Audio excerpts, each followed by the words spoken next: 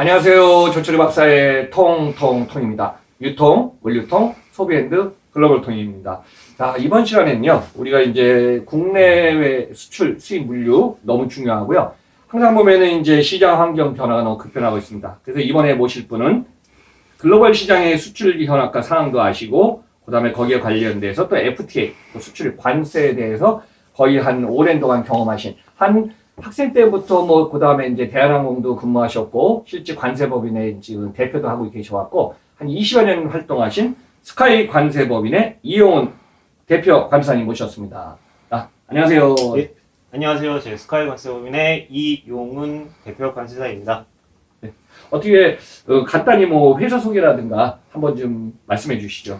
예, 저희 스카이 관세법인은요, 일단 서울에 본사가 있고요. 네. 인천 쪽에 지점이 하나 있고, 부산에 지점이 하나 있고, 네. 기본적으로 수출입 통과는 당연히 저희가 가장 중요한 이제 관세사의 꽃이라고 할 수 있습니다. 네. 그리고 그 외에도 저희가 그 수입 요건, 의약품, 화장품, 식품 이런 것들 수입을 좀 많이 하고 있거든요. 그런 네. 요건 부분에도 굉장히 튼튼하게 저희가 업무를 하고 있고, 또 FTA 컨설팅, AU 컨설팅, 기업 심사, 외환 심사, 조사, 로펌과 연계해가지고 이런 다양한 업무를 저희가 지금 하고 있습니다. 네, 맞아요. 경험이 많으셔갖고, 또 해외에서도 중국 외에도 이제 글로벌의 유럽, 미주 관련해서 이제 아세안까지 지금 관할을 하시니까요. 여러분들 많은 한번 좀 성원 부탁드립니다. 자, 그러면 우선 오늘 두 꼭지 갖고 왔습니다. 첫 번째는 세계 주요국의 수출입 통계 2019년, 20년 상황하고요. 자, 두 번째는 주요국의 경제 현황, 미국, 중국, 유로존, 아세안. 갖고 두 꼭지를 한번 진행해봅시다. 자, 우선 첫 번째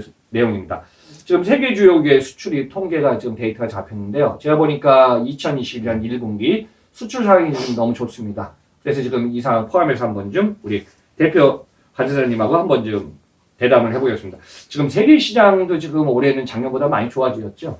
상황이 어떤가요? 2021년 들어서면서 그나마 조금 좋아지긴 했는데 이제 네. 2020년도 상황이 굉장히 안 좋습니다. 네. 2019년도 같은 경우에 전 세계 이제 수출액 총량을 따졌을 때 금액으로 따졌을 때 18조 6천이 수출액이었고, 그리고 수입액 같은 경우에는 18조 9천억이었습니다. 근데 2020년도에 이제 코로나가 전 세계로 이제 좀 여파가 닥치면서 아무래도 수출 같은 경우에는 한 마이너스 7.2% 빠진 17조 3천불, 그리고 수입액 같은 경우도 마이너스 7.2% 빠진 17조 6천불을 차지하게 되었습니다. 지금 맞아요. 세계 포지션이 지금 작년보다는 좋아지고 있는데 아직까지도 진행형이죠.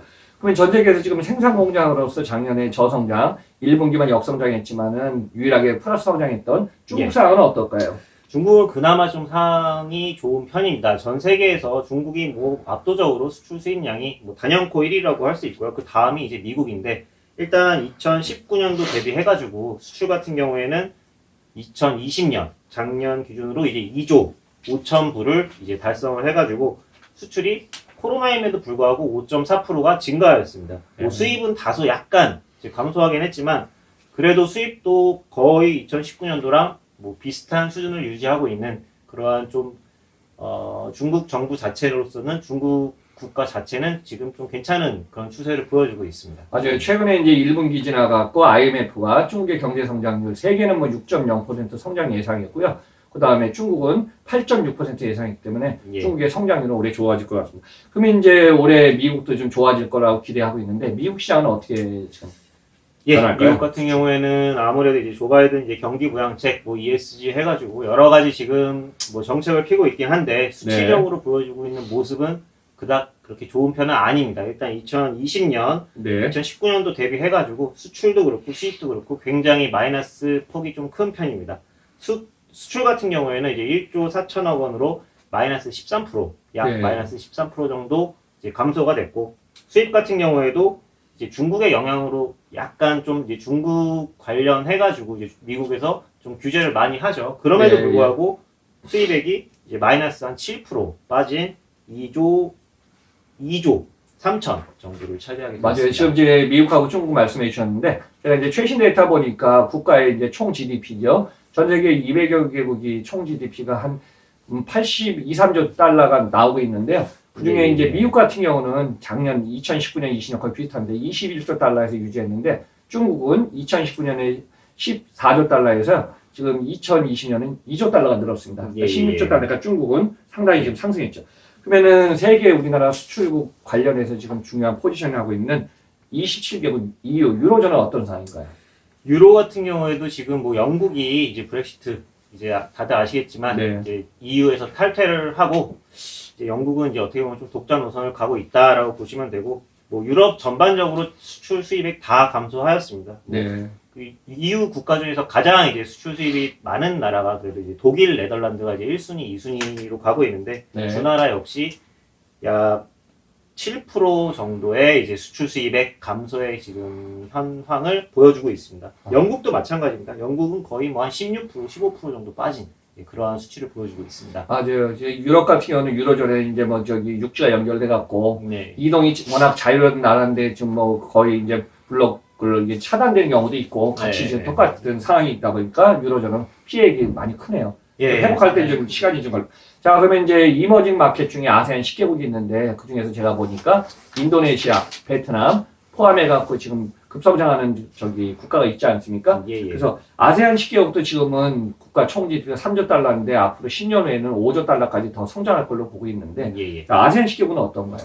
우선 아세안 10개국 중에서 가장 저희가 좀 주목해야 할 국가가 딱 한 군데 있습니다. 바로 네. 베트남인데요. 아, 베트남이요? 아세안 국가들이 대부분 다 뭐 코로나의 영향으로 수출 수입액 다 전반적으로 이제 감소세를 보여주고 있는 반면에 베트남 같은 경우에는 2020년도, 2019년 대비 수출 같은 경우에는 2,763억을 달성하면서 무려 45% 네. 증가를 하였고 수입 같은 경우에도 2,509억 달러 수입 금액을 달성하면서 한 20% 정도의 이제 상승률을 보여주고 있습니다. 맞아요. 상위 20개국 나라 중에 베트남이 가장 압도적으로 많은 상승을 했다고 보시면 될 것 같습니다. 맞습니다. 이제 베트남 같은 경우는 이제 경제활동 인구 중에 20대, 30대가 60가 70% 차지하고 있고 거의 한 10년 훨씬 전부터 전 세계 주요 글로벌 기업들이 지금 베트남에 지금 투자를 많이 하고 있어서 예, 예. 베트남의 성장성은 앞으로 10년, 20년.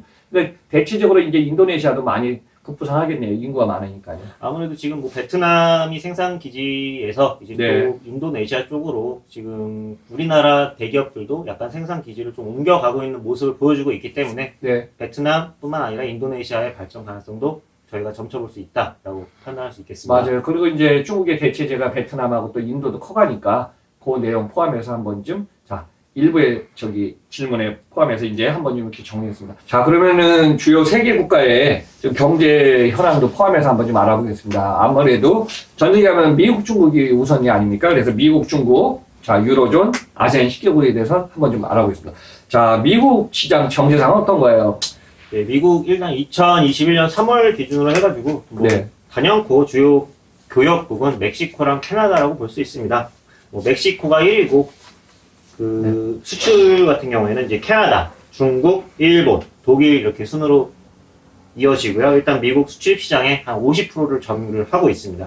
맞아요. 여러분들 뭐 세계지도 잠깐 하면은 미국은 이제 라틴 남미하고 북미 있지 않습니까? 그럼 미국에서 가장 가까운 게 어디요? 캐나다하고 멕시코입니다. 멕시코, 그 네. 주변 시장이 미국에선 높을 수밖에 없죠. 예. 맞아요. 미국은 이제 전 세계 시장이 돼갖고 하지만은 역시 금융이라든가 파이낸싱 쪽에 전 세계 마켓플레이스 넘버원이 미국이고요. 그다음에 전 세계 생산 공장 하지만은 수출도 많이 하지만은 제품도 많이 만드는 중국 시장 진짜 이거 중요하지 않습니까? 중국 시장은 어떤가요?